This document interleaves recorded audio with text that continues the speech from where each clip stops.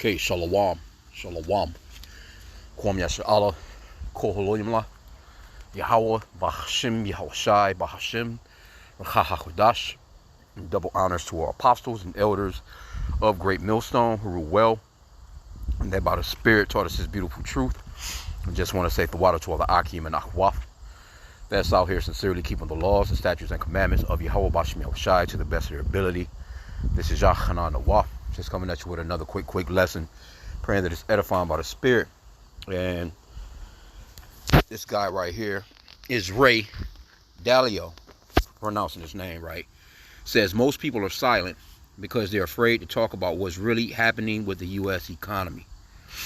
Billionaire investor Ray Dalio has delivered a stark warning about the state of American discourse around the nation's economic challenges, saying fear of retaliation, particularly from the Trump administration, is keeping investors and business leaders from voicing critical concerns about the country's fiscal trajectory. So this place is caving, bro. The founder of Bridgewater Associates, the world's largest hedge fund with approximately 130 billion under management, and that's these Edomites, man. They have the fatness of the earth. That's why the scriptures talks about he would live by that sword, and he will have the fatness of the earth. These people are living it up, but this shit is caving, and we continue to pray for Yahweh Bashim Yahushai, to go ahead and crush this place, man. So it says, he told the Financial Times that the current political economic environment resembles the troubling dynamics of 1930s and 1940s. Most people are silent because they are afraid of retaliation if they criticize, highlighting what he sees as a dangerous suppression of economic debate at a critical juncture for the United States. And really, you know what I'm saying? It's all boiling down to the digital system. It's all boiling down to the crash of that dollar. Them coming in with that micro C hit. That market of Beauty and the Beast, and this stuff is being orchestrated, man. But it is what it is. We'll see when it happens, man. But this shit is happening real fast, though. It says, Dalio's concern carries significant weight in financial circles. The 76-year-old investor built Bridgewater from his 2-bedroom Manhattan apartment in 1975. So this guy, he know about cake, man. This nigga know about money. He know about money movement. You don't think this guy, he dealing with 130 billion? He started this shit out of his crib. You don't think he don't know what he talking about? Come on, bro. It says, growing it from a financial powerhouse that manages money for institutional clients, including foreign governments, central banks, pension funds, and university endowments. His investment philosophy, based on analyzing cause and effect relationships throughout economic history, has earned him recognition as one of the most successful hedge fund managers ever. The Harvard Business School graduate track record includes successfully navigating major economic crises, including turning a profit during the 1987 stock market crash. His books on economic principles and market cycles have become essential reading for the institutional investors, lending credibility to his current warnings about America's fiscal health. And there's plenty of these people, man. It's not just this guy. It's some other people that's online that's speaking out. I was watching the Malcolm was video earlier this morning. The beloved elder out in GMS Chicago. He was going into he had a couple of decent videos up of people talking about pretty much overall they ditching the dollar, man. These countries they don't want nothing to do with America's debt. They used to buy that debt, but that shit is not working out no more, man. And again, Trump and them, they not going to. This guy's a complete goddamn liar. Everything come out of this guy's mouth is a lie, man. And he says it with a straight face too. But it's going to catch a lot of people off guard, especially these people that actually went out and voted for him. A lot of them are seeing that shit now, though. and they pissed right now. But let me get one in the Apocrypha real quick. Just a quick little something. Ecclesiastes 25:7, also known as the Book of Sirach. There be 9 things which I have judged in mine heart to be happy, and the 10th I will utter with my tongue. A man that have joy of his children, and he that liveth to see the fall of his enemy. Now you have other Americans, you know what I'm saying, like They want this place to just move on, keep on going. But we praying for the downfall of this place, man. Fuck, if I wake up tomorrow with zero in the bank, no damn job, whatever the case may be, we know that that prophetically this place must fall, man, before we can come up, man. You should be tired of this place. This place it's them worn. That's why the scripture talks about this man and wore out the saints. The saints are worn out. Especially, just Jake in general. You so-called blacks, Hispanics, and Native Americans, Israelites. Jake through, man. But the men of the Lord that actually go through these articles and look at all the bullshit that's going on, you actually have, you know what I'm saying, the spirit of truth, the spirit of Yahweh B'Shem Yahweh Shah upon you, and you seeing all this shit going on. That shit, man. I was telling the Octa the other day, the beloved brother Allah, I was like, man, yeah, man, I was at the gym. You know what I'm saying? When he called, that's like, yeah, man. I said, shit, I don't give a fuck about, no look. I don't care about getting cut up. I don't give a fuck about no muscles. The only thing that I care about is when I go in there is that I feel a lot better when I come out because it relieves stress, bro. Like, for real. Go get on the treadmill, man. I don't care. Hey, go hit the bag, whatever you got to do, man. But, man, that shit come in handy. You gotta release some stress, man, dealing with this man's kingdom, man. Anyway, let's go back and see what else they got in here. I might have to go back and pull that Elder Malcolm video from earlier. Matter of fact, let me see some. Okay, yeah, this is one of the one of the videos that the beloved Elder Malcolm had put up on his channel. Was he entitled it, like B.B. King said, "The Thrill Is Gone." And this is GMS Maccabean Spirit 144. He got the other channel as well, Critical Race Theory. So subscribe and be edified. But I'm gonna play a little bit of what this lady is saying from his video. A good investment. It used to be a good investment because the dollar was worth a lot of money. The dollar has lost 10% of its value since Trump came into office. Because no one wants to... It was already bad, and look what Trump has done. That's why these MAGA people are all freaking out now and realizing they're the stupidity of their racism is very expensive, because the so-called white people are the majority of the people that were benefiting from DEI, and also they make up the majority of the people who collect welfare. And the biggest welfare state ever is the nuclear powered state of Israel. All right, those imposters over there, they're getting money by the billions on a regular basis. Free medical, free college, while America's over here suffering and struggling. Matter of fact, America is even taking care of their soldiers. All right, so all those genocidal, Krav, Magav, showing their skills against untrained and unarmed people, then getting labeled as heroes when they're nothing but colonizing murderers. And the world knows, and the world hates them. Okay? The world's not rejoicing, and the world's not running to that place to learn knowledge and learn the ways of the Lord so that they can... Yeah, it's like, let me stop it right there, because that's true. Because I was just watching Euro News, and they was having a meeting. I think it's the UAE or whatever the fuck they call, but they like, hey man, they not having it, man. I just seen a few interviews from world leaders, man, where they not dealing with Israel like that right now, man. They not looking too well right now. You got Turkey blocking them from getting certain weapons, and you got it's so many different countries, bro. Germany, over in Belgium, France, they got a goddamn flotilla flowing through that bitch.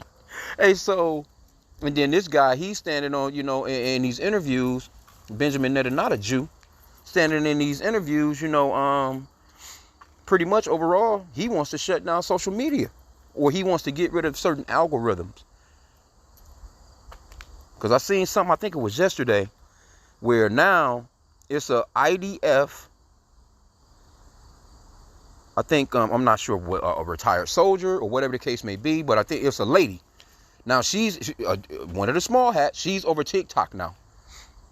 You know, she's over TikTok now, and basically her job is to cut down on the so-called anti-Semitism that's going on TikTok, when it's nothing but people just, you know, expressing their anger or expressing their dislike for what the fuck is going on over there in that Gaza Strip, bro.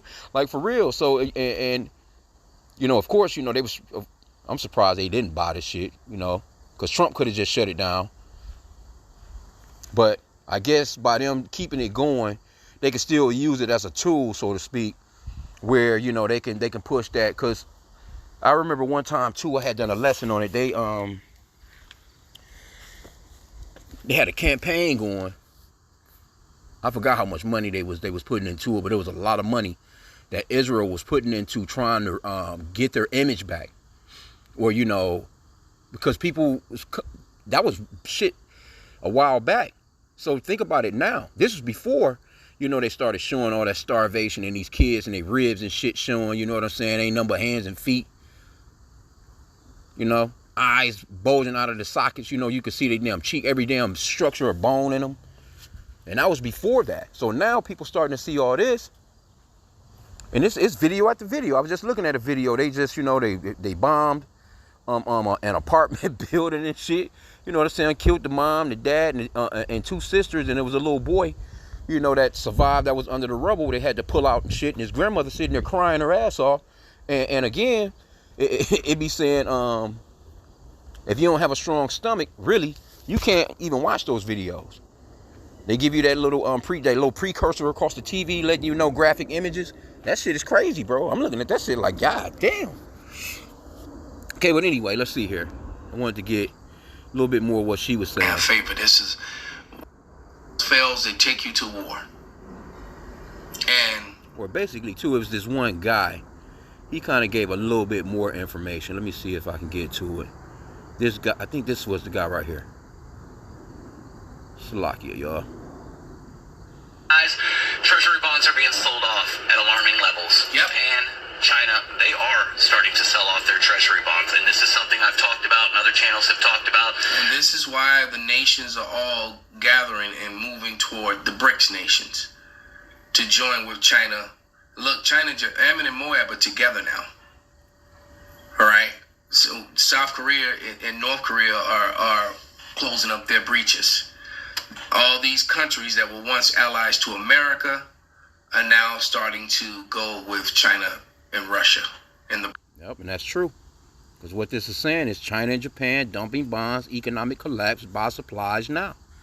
But let's get back into a little bit more of this here. Let's see. That was pretty much about it with this guy here, though. But nobody want to speak up, man. These could, you know, they don't want that retaliation, man, from Trump, man.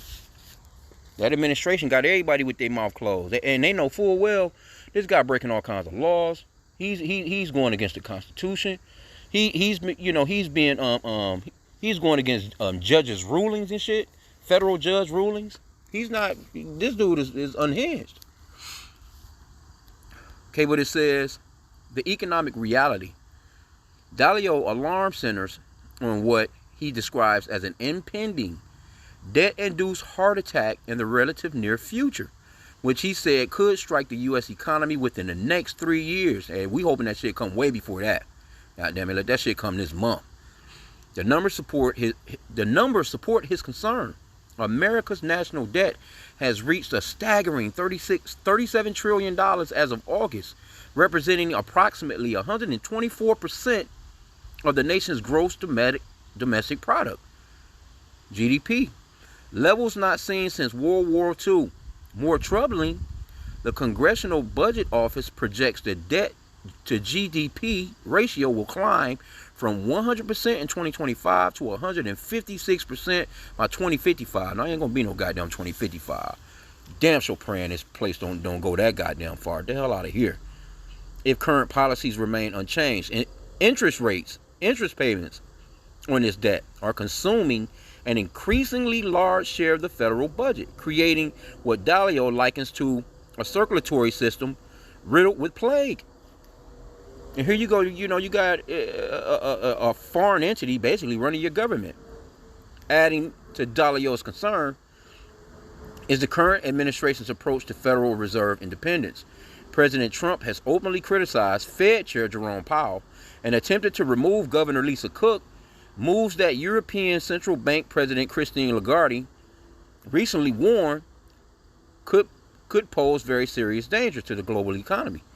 Dalio specifically cited the government's decisions to acquire a significant stake in chipmaker Intel as an example of increasing state intervention in the economy, describing it as part of a strong autocratic leadership aimed at controlling financial circumstances. Such as interventions, he argued, reflect a broader shift towards the kind of economic authoritarianism and characterized much of the world during the 1930s and 1940s. The immediate landscape presents a complex picture that we may be masking deeper structural problems. Inflation has moderated to 2.7% as of July, down from the pandemic highs, but still above the Federal Reserve's 2% budget or target. Unemployment remains relatively low at 4.2%, though recent job growth has slowed significantly, with only 73,000 positions added in July, the weakest performance in months. Okay, so it's quite a bit to this article, but you get the point. And I know here, I've seen another article here. I've seen this one earlier this morning. Let me see if I can find it. But it's talking about not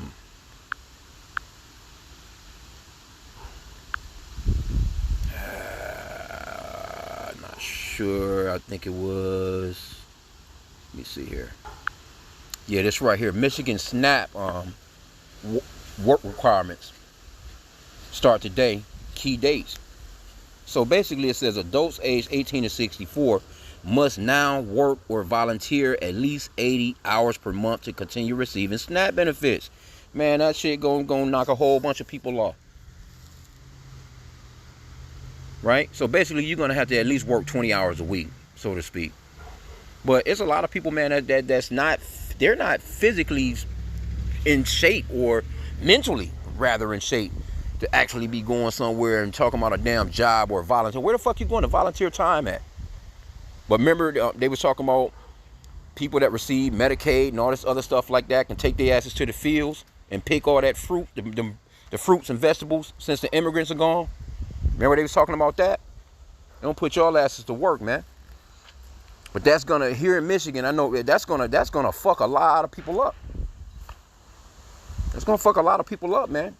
And it says it starts today. So we'll see how it works out. I know they got some extensions and stuff like that. But see Trump, what he'll do is he'll take something like this right here and say, look at the boost in the economy. Look at the jobs created. No, these are going to be people that's going to go, that's not going to be stable enough to work these jobs. And the numbers may go up, but it ain't going to be no, ain't going to be no good production. You're going to fuck around, man. It's going to be all kinds of mass pew-pews and mass stabbings, man. People are already stressed the hell out and impatient as hell. And you about to push them people into the world of actual work around people, man. Come on, bro. That's a recipe for disaster right there. Whew. A lot of people about to be out here, man. It says previously exempt groups, including parents of older children, veterans, and youth aging out of the foster care, now must abide by the new requirements. Come on, bro. What are you? Nothing good is coming out of this shit here, boy. But like I said again, this is how this guy gets down.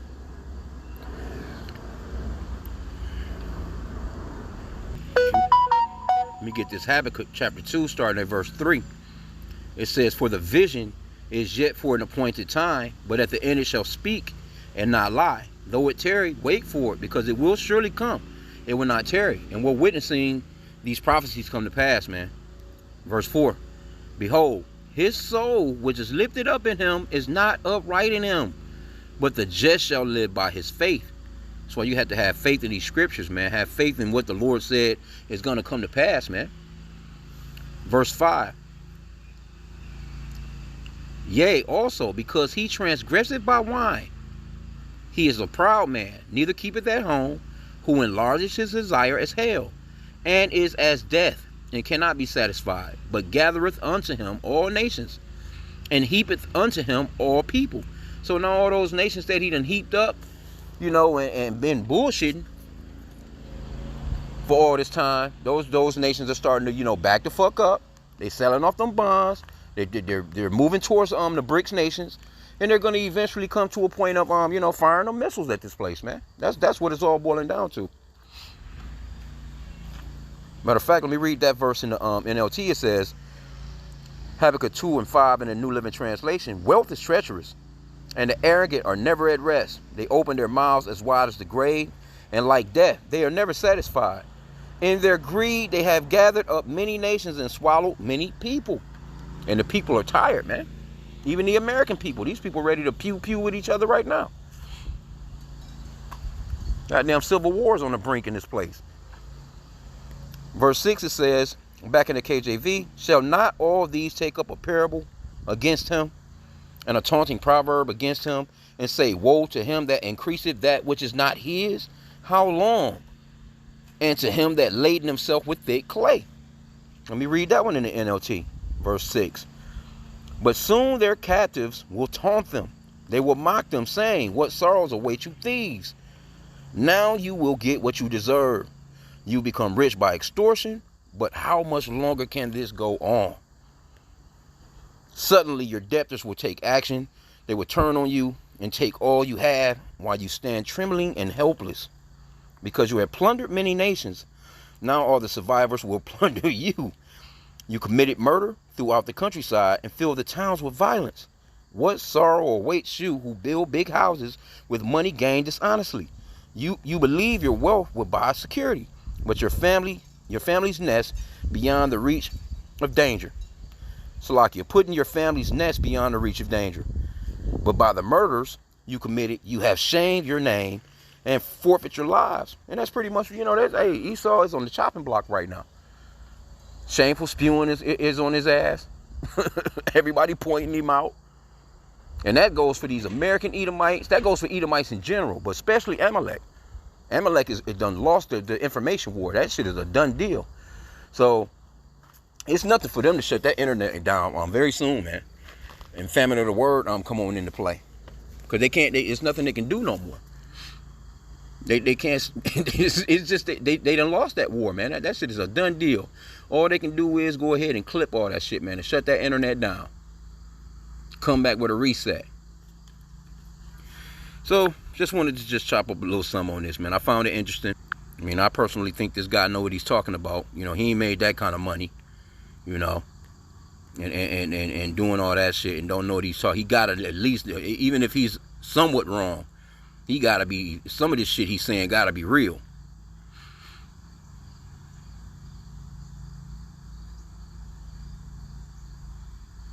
Let's see here. Let's get this little part right here. It says the consequences of silence, because these leaders are not speaking up. So like Dalio's warning about widespread silence among business leaders and investors reflects what many see as a chilling effect on economic discourse. The fear of political economic retaliation, he suggests, is preventing the kind of frank discussion needed to address America's fiscal challenges before they reach a crisis point. This dynamic becomes particularly dangerous when considering that previous debt crises have often emerged suddenly when investor confidence erodes. Dalio pointed to the 2022 experience of British Prime Minister Liz Truss, whose unfunded tax cuts spooked markets so severely that the pound plummeted to historic lows against the dollar, forcing her resignation. As the U.S. approaches what could be a critical period in the fiscal health, his warning serves as a reminder that the economic stability often depends on willingness of leaders, both political and financial, to engage in a difficult conversation about unsustainable trends. Whether his prediction of debt-induced heart attack proves accurate may ultimately depend on breaking through the silence he describes. Well, it's coming, man. The scripture says, though it tarry, wait for it. It's got to happen. It's got to happen. See, Esau, he trying to claw his way back into, so-called being great again. But no, the Lord, man, he set a time for y'all asses. Y'all asses is out of here. And we can't wait, man, because you've been robbing the earth, man. Just from your inception, you just been just nasty throughout the planet, man. So I'm gonna end out there. Pray that this lesson was edifying. Kwame Yasha Allah and a Bible ball.